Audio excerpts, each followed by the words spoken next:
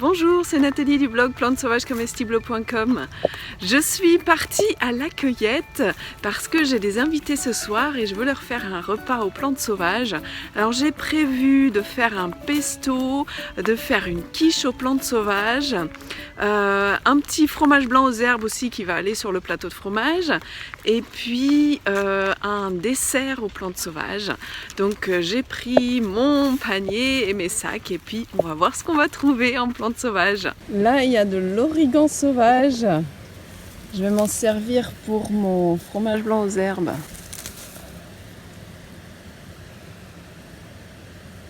Là on a du beau plantain pour du pesto.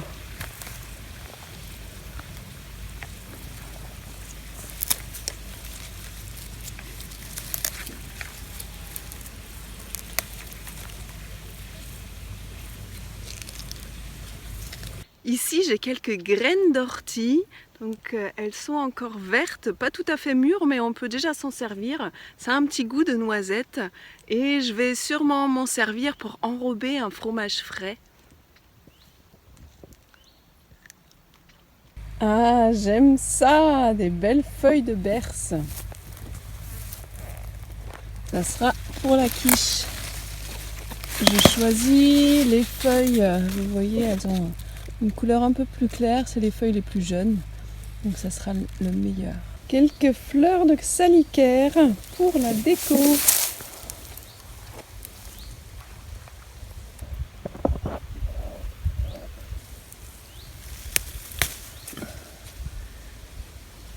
De la menthe à feuilles rondes pour une petite infusion glacée.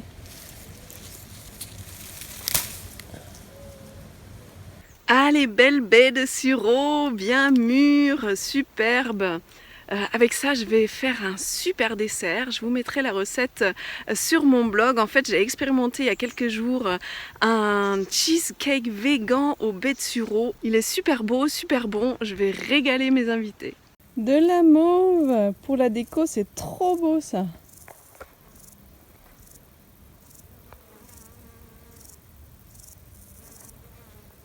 Ici, on a des repousses de cerfeuil des bois. Ça a été fauché par ici et du coup, il y a des belles repousses.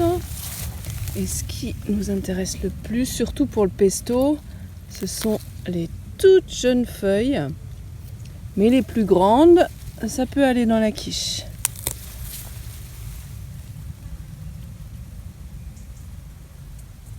Et un peu de calaman pour parfumer le fromage blanc aux herbes aussi. Et puis pour la déco, les belles fleurs. Alors, récapitulons tout ce qu'on a trouvé. Donc pour mon pesto, je vais utiliser le plantain. Et à la maison, dans mon potager, j'ai un peu de kénopode que je vais mélanger parce qu'en fait, le kénopode contient un peu d'acide oxalique et ça permet au pesto de ne pas trop vite tourner en couleur. Ça le préserve de l'oxydation en fait. Dans ma quiche, je vais utiliser du cerfeuil des bois et puis les feuilles de berce. Après, dans mon fromage blanc aux herbes, je vais utiliser surtout l'origan et puis un peu de calaman également. Après oui, je vais aussi faire un fromage avec les graines d'ortie et puis d'autres fleurs que je vais mettre en déco.